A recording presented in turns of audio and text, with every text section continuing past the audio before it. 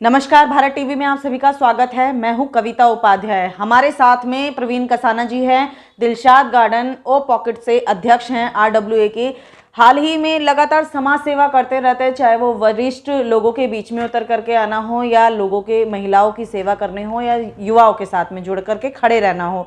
अभी हाल ही में आपने भी देखा और हमने भी कि 26 जनवरी के इतने ऐतिहासिक दिन पर जब हम सब देशभक्ति में शायद अलग अलग जगहों पर या तो झंडे फहरा रहे थे या तो देश को याद कर रहे थे, देश को सलामी दे रहे थे। ऐसे में एक जो ट्रैक्टर रैली थी हमारे यहाँ, किसान रैली होनी थी, वो डाइवर्ट हो गई और उपद्रव मच गया। इस बारे में कसाना जी का क्या कहना है, आइए जानते हैं, क्योंकि खुद भी ये किसान के बेटे हैं। सर क्या कहेंगे? देखो, लाल किले पे जो झंडा फहराने वाली जो बात है वो तो एक गलत तरीके से हुआ है, पर हो सकता है उसमें भी कुछ लोगों की मिली भगत हो जी। स्पष्ट नहीं कह सकते किसके लोग थे, वो किसान थे या किसान के भेष में किसी ने अन्य रूप में भेज दिए हों। जी। राजनीति है, राजनीति में कुछ भी संभव कर सकते हैं लोग ये। जी।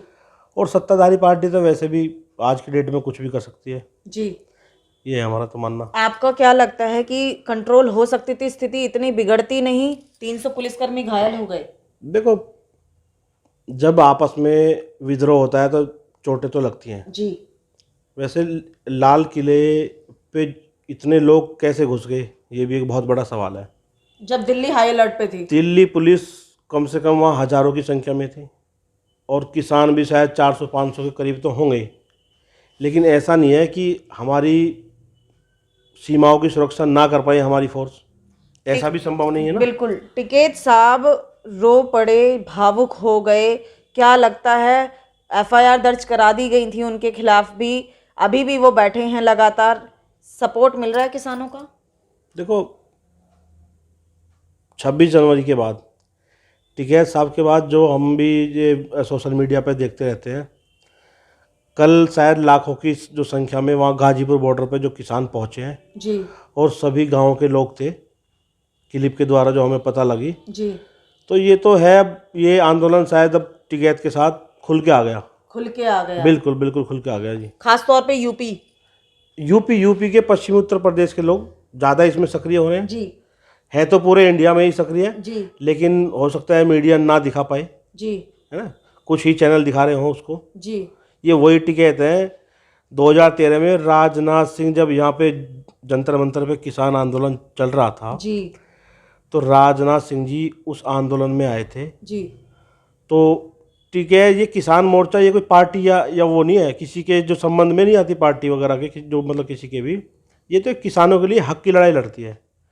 उस समय तो वो देशद्रोही नहीं थे जी। आज वो देशद्रोही बना दिए गए जी। क्योंकि आज उनके खिलाफ वो प्रदर्शन कर रहे हैं। जी। तो सब राजनीति का खेल है। सब राजनीति का खेल है। लगातार दिल्ली की बात करते हैं और ख़ास तौर पर दिलशाद गार्डन की। यहाँ तक भी कहा जाए दंगा दूसरी बार है साल के अंदर। कहाँ 2020 में हुआ, फरवरी में दंगा हम लोगों ने झेला, फिर वापस दिलशाद कॉलोनी में हुआ दंगा, जो अभी हाल ही में 26 तारीख को हुआ। शीशे टूट गए या बहुत तमाम चीज़ें हुई हैं, बसों को रोका गया, लोगों को रोका गया, पुलिस वालों पर अटैक हुआ। क्या लगता है, आंतरिक सुरक्षा पर क्वेश्चन मार्क लगता है कि? बिल्कुल, देखो ये काम जनता का नहीं है जी। ये काम प्रशासन का है। जी। और प्रशासन जो है वो दिल्ली की जो सुरक्षा की बात करें, दिल्ली पुलिस वो बीजेपी शासित के अंडर वो आती है, अधीन आती है, केंद्र के अंडर केंद्र के अंदर आती है। जब वो आम पब्लिक की ही रक्षा नहीं कर पाए, अपने लाल किले की नहीं कर पाए, तो वो आम पब्लिक की कैसे कर पाएंगे? मैं तो ये मेरे अंदर बड़ा जो पर्सन एक जो घूम रहा है, यानी कहीं असुरक्षित महसूस कर रहे हैं घर में। बिल्कुल बिल्कुल बिल्कुल। जब वो वहां पे झंडा फहराने देंगे, ऐसे कोई भी कह लो, चाहे किसान ही कह लो, कुछ भी कह लो, वो तो हमारे एक देश की आन बान है। बिल्कुल। जब लाल किले पे ही झंडा फहरा दिया, इसका मतलब ऐसे तो कोई भी हमारे यहाँ आएगा, घर में घुस जाए, पुराने जैसे होते थे तानाशाह आएगा, कोई भी किसी को अपने उस पर आक्रमण करेगा और जीत के ले जाएगा। सही कह रहे हैं। फिर क्या प्रशंसा वो होगी? ये प्रशासन क्या हो गया? फिर ये क्या सुरक्षा हमारी? कोई सुरक्षा नहीं। वाकई में ये प्रश्न चिन्ह लगता है कि आंतरिक सुरक्षा पर किस तरीके से सरकार ध्यान दे रही है। ऐसे में उनका कहना यह है कि 84 जैसे दंगे भी हो सकते थे, जैसे तलवार चल रही थी, फिर भी हमने कंट्रोल किया। क्या लगता है, वाकई में स्थिति कंट्रोल में आई धीरे धीरे? नहीं, अब देखो किसान भी समझदार है जी। प्रशासन भी समझदार है। आपस में विद्रोह करने से तो क्या होगा, जी लाठी डंडे तलवारी चलेंगे, मुँह भाषा तो होने से गई। जी मेरा किसान भाइयों से अनुरोध ये है, वो शांतिपूर्ण अपना धरना करना चाहते हैं, अपनी मांगे रखना चाहते हैं तो शांतिपूर्ण रूप से रखें, वो उनका अधिकार है, बिल्कुल। लोकतंत्र है। सर 4 दिन से दिलशाद कॉलोनी या पूरी दिल्ली में सफाई नहीं हो पाई क्योंकि हड़ताल पे बैठे थे सफाई कर्मचारी।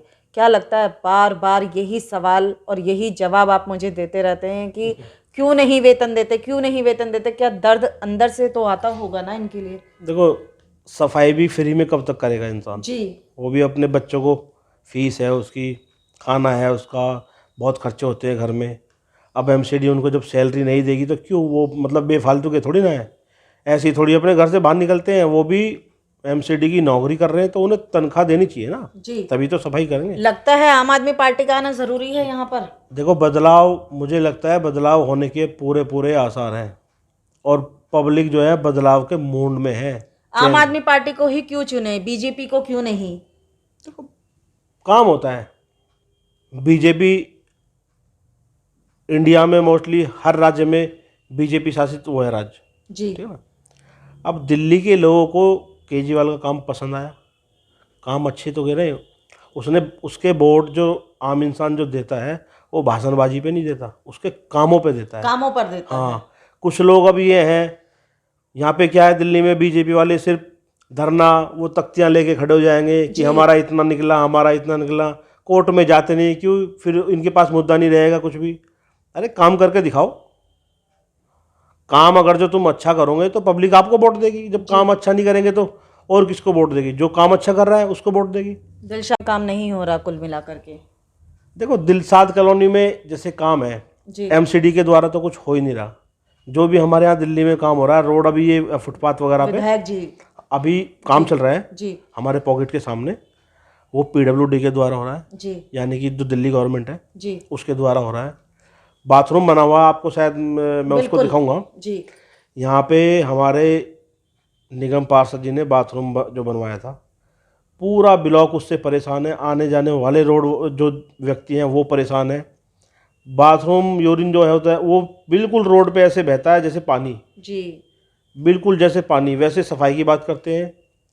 उसमें जो यूरिन पोर्ट है वो नहीं लगाया इन्होंने, उसको पता नहीं इनके अधिकारी या ये हमारे पार्षद जी राम जाने खा गए, क्या किया उनके पैसों का, कुछ भी नहीं है वहाँ पे। और जबकि मेन मार्केट में है, मेन मार्केट में है, मेन रोड पे है, जी। पीछे जो कंपाउंड जहाँ पे लोग जो निवास है, जी पार्क है, वहाँ बहन बेटियाँ बैठती नहीं है इस चक्कर में, क्योंकि पूरी बदबू मारती है वहाँ पे, बिल्कुल बिल्कुल पूरी बदबू मारती है वहाँ पे। अब आएंगे भाषणबाजी करके पास सच्ची अपने चले जाएंगे और उसके बाद अपने घर जाके सोएंगे, बस कोई काम का उन्हें कोई लेना नहीं देना नहीं। इसलिए लोग बाग चेंजिंग के मूड में है, एमसीडी में बहुत बड़ी चेंजिंग आएगी और हो सकता है आम आदमी पार्टी बाजी मार जाएगी।